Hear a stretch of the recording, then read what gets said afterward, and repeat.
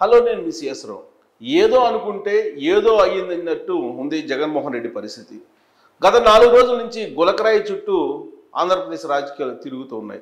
మాకైతే ఒక గులకరాయి చూపిస్తున్నాం, ఇదైతే మాత్రం అఫీషియల్గా కాదు. ఆ గులకరాయి ఎక్కడుందో ఇప్పటివరకు ఆంధ్రప్రదేశ్ పోలీసులు తెలుసుకోలేకపోయారు.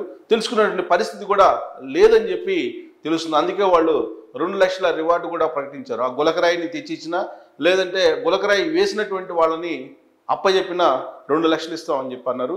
కానీ ఇప్పటి వరకు కూడా నిర్ధారణ కాలేదు ఎవరు అనేది. కానీ ఒక 4 వడ్డెర సామాజిక వర్గానికి సంబంధించినటువంటి యువకులను మాత్రం పట్టుకొచ్చారు. వాళ్ళల్లో ఒకళ్ళు మైనర్ అని అంటున్నారు. ఆ మైనర్ బాలుడే ఈ గులకరాయిని వేశారు అని చెప్పి పోలీసులు ప్రాథమికంగా నిర్ధారించినట్టు వాళ్ళ నుంచి వస్తున్నటువంటి లీక్స్. అసలు ఇందుకీ ఆ గులకరాయిని ఎందుకు వేశారు అని అంటే, జగన్మోహన్ రెడ్డి సమావేశాలకి తీసుకురావడానికి అక్కడ ఉండేటువంటి ఎమ్మెల్యే క్యాండిడేటు 300 రూపాయలు డబ్బులు ఇస్తానని చెప్పి, అలాగే క్వార్టర్ బాటిల్ ఇస్తానని చెప్పి ప్రామిస్ చేశారు. కానీ క్వార్టర్ బాటిల్ అయితే ఇచ్చారు, కానీ 300 రూపాయలు ఇవ్వలేదనేది వాళ్ళ కోపం ఆ కుర్రాడికి. అందుకే ఆ గులకరాయిని తీసుకొని జగన్మోహన్ రెడ్డికి వేశారనేది ఇప్పుడు వస్తున్నటువంటి లీక్స్. దాంట్లో నిజముందా అబద్ధం ఉందా అనేది పోలీసులు ఇంకా నిర్ధారించలేదు. బహుశా పోలీసులు ఏం చెప్తారనేది చూడాలి. బహుశా అది నిజమైనప్పటికీ కూడా పోలీసులు ప్రెస్ మీట్ పెట్టి ఆ విషయాన్ని అయితే చెప్పేటువంటి పరిస్థితి ఉండదు. కారణం ఏంటంటే జగన్మోహన్ రెడ్డి ప్రస్తుత అధికారంలో ఉన్నారు కాబట్టి. ఇంతకీ అసలు ఆ గులకరాయి ఎలా గురిదెప్పింది రాజకీయంగా? అదేదో సానుభూతి కోసం ప్రయత్నిస్తే టోటల్గా రివర్స్ అయినట్టు కనిపిస్తుంది. వాస్తవంగా జగన్మోహన్ రెడ్డికి రివర్స్కి చాలా సంబంధం ఉంది.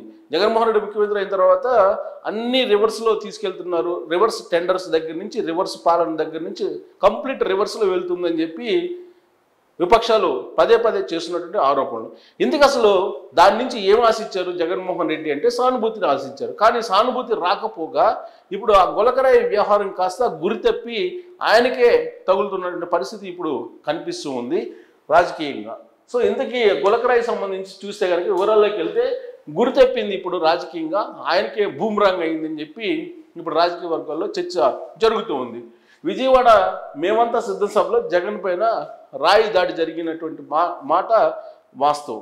అంటే దాడి జరిగిందని చెప్పి పోలీసులు చెప్తున్నారు, కానీ అది వాస్తవమా కాదా అనేది నిర్ధారించాల్సి ఉంది. పోలీసులు అయితే మాత్రం అక్కడ ఉన్నటువంటి సిపి, విజయవాడ సిపి మాత్రం రాయి తగిలింది జగన్మోహన్ రెడ్డికి అని చెప్తున్నారు. కాదు కాదు, అది రాయి కాదు అంటున్నాయి విపక్షాలు. అక్కడ గజమాలకు సంబంధించినటువంటి తీగ తగిలింది.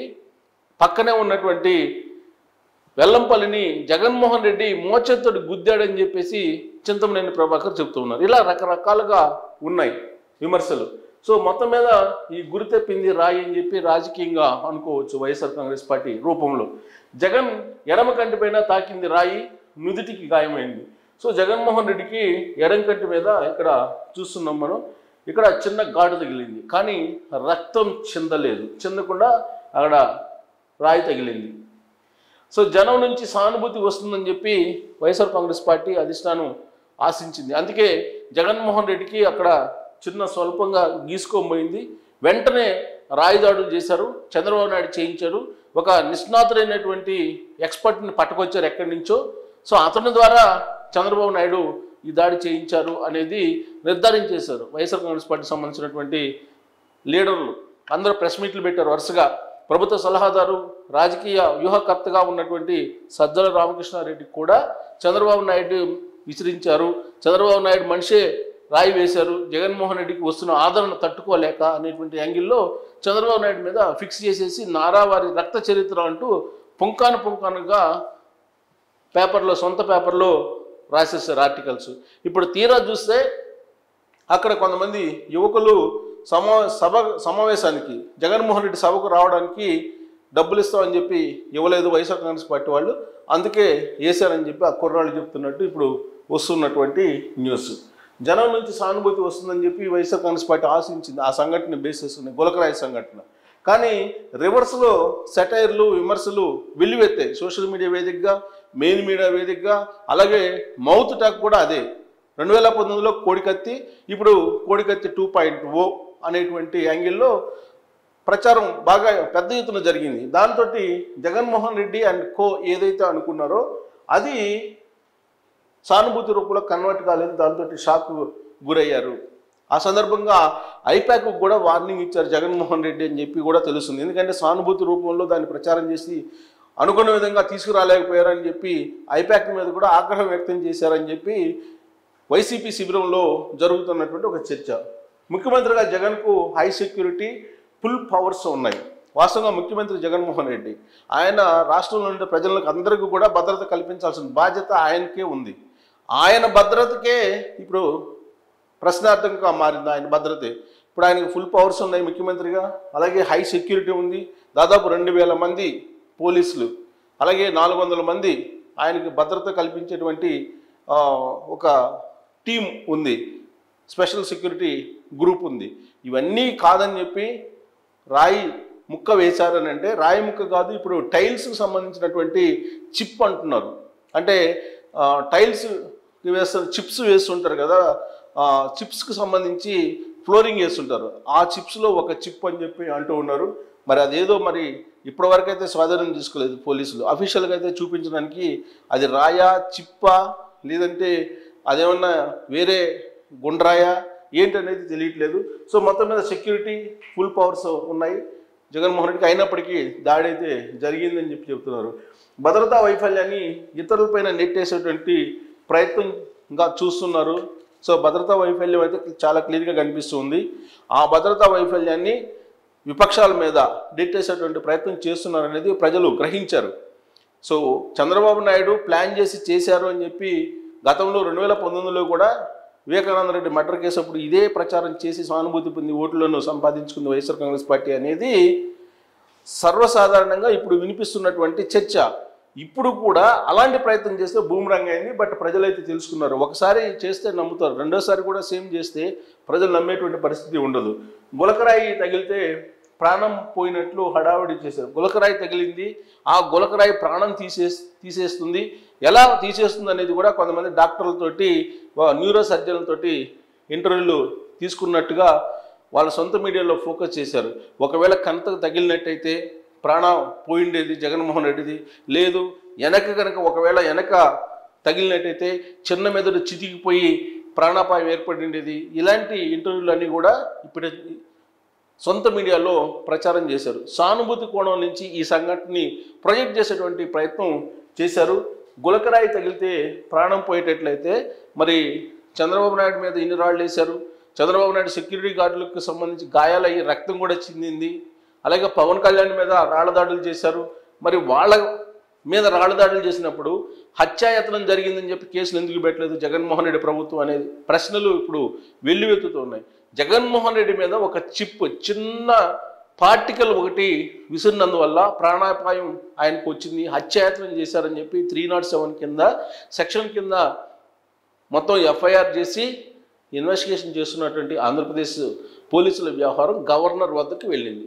గవర్నర్ కూడా ఆయన బేసికల్గా జడ్జి, రిటైర్డ్ జడ్జి సుప్రీంకోర్టు. ఆయన విపక్షాలపై కంప్లైంట్ చేసినప్పుడు ఈ సంఘటన మీద ఆయన అడిగినటువంటి ఒకే ఒక ప్రశ్న ఏంటంటే, ఓ కేసు ఇన్వెస్టిగేషన్ తర్వాత సెక్షన్లు పెడతారా, సెక్షన్లు పెట్టి కేసులు ఇన్వెస్టిగేషన్ చేస్తారా అనేటువంటి ఒక అనుమానాన్ని వ్యక్తం చేశారు. ఇక్కడ జగన్మోహన్ రెడ్డి రాయికి సంబంధించిన దాడి విషయంలో సెక్షన్లు పెట్టి ఇన్వెస్టిగేషన్ స్టార్ట్ చేశారు ఆంధ్రప్రదేశ్ పోలీసులు. ఇక్కడే అర్థమవుతుంది ఆ కేసు యొక్క వ్యవహారం ఏంటి అనేది. సో వైసీపీ ఓవర్ యాక్షన్ తోటి జనాల్లో అసహనం కలిగేలాగా సొంత మీడియా, సొంత సోషల్ మీడియా తోటి బాగా ఊదించుకున్నారని చెప్పి ప్రజలు భావిస్తున్నారు. అసహనం వచ్చేలాగా ఇలాంటి ప్రచారం చేశారనేటువంటి టాక్ కూడా వినిపిస్తుంది. ఎన్నికల ముందే జగన్కు గాయాలు అవుతాయా అనే ప్రశ్నలు. ఎన్నికల ముందే అవుతాయా గాయాలు?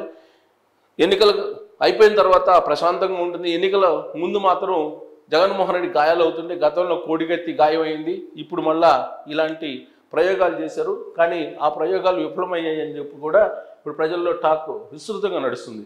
గత ఎన్నికల ముందు జగన్ పైన కోడికత్తి దాడి జరిగింది, అందరికీ తెలిసిందే. ఇదివరకు కూడా ఇంతవరకు అసలు ఆ కోడికత్తి కేసు ఏంటి అనేది కూడా తేలకుండా ఆ కేసుని మూసేశారు, కోల్డ్ స్టోరేజ్లో పడేశారు. 2019 ఎన్నికల్లో ముందు వైఎస్ వివేకానంద రెడ్డి హత్య జరిగింది. ఆ హత్యను కూడా చంద్రబాబు నాయుడు చేయించారనేటువంటి ఒక అపవాదును మోపి రాజకీయంగా జగన్మోహన్ రెడ్డి లబ్ధి పొందినటువంటి విషయం అందరికీ తెలిసింది. 2019 ఎన్నికల ఫలితాలు చూస్తే అది అర్థమవుతుంది. వివేక హత్యలో అవినాష్ రెడ్డిని నిందితుడిగా సిబిఐ తేల్చినటువంటి పరిస్థితి మనం చూసాం. కానీ అవినాష్ రెడ్డిని సిబిఐ కూడా ఆంధ్రప్రదేశ్కి వచ్చి అరెస్ట్ చేయలేనటువంటి పరిస్థితిలో ఉంది అని అంటే జగన్మోహన్ రెడ్డి ప్రభుత్వం ఏ విధంగా వ్యవహరిస్తుంది అనేది మనందరికీ కూడా కళ్ళకు కట్టినట్టు కనిపిస్తుంది. అవినాష్ రెడ్డికి సీఎం జగన్ ఫుల్ సపోర్ట్గా ఉన్నారు. గత సంఘటనలను సింపతి డ్రామాలుగా ప్రజలు తేల్చేశారు.